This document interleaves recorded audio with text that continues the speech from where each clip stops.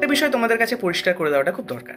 প্রথমত রাজকাহিনী যে গল্প আমাদের আসছে, বা তার একটা পর্ব চলে এসছে শিলাদিত্য, তো সেই রাজকাহিনী কিন্তু মোট 6টি পর্বে আমরা আনতে চলেছি, এবং তার গল্পটার মধ্যে রয়েছে 9টি পর্ব।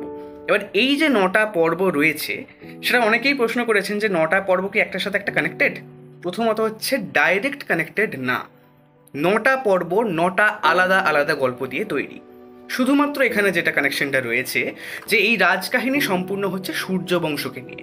এবার সূর্য বংশের বংশ পরম্পরায় যে ঘটনাগুলো ঘটেছে, অর্থাৎ একটাতে শিলাদিত্যের কাহিনী দেখানো হয়েছে, একটাতে রানী পদ্মিনীর কাহিনী দেখানো হয়েছে, একটাতে মীরাবাইয়ের কাহিনী দেখানো হয়েছে, একটাতে পৃথ্বীরাজ চৌহানের কাহিনী দেখানো হয়েছে, যে এই যে পরপর পরপর যে ব্যাপারগুলো হয়েছে, সেইটাই শুধু ডাইরেক্ট কানেকশন, কারণ এরা সবাই হচ্ছে সূর্য বংশের। এছাড়া প্রত্যেকটা গল্প কিন্তু সম্পূর্ণ আলাদা।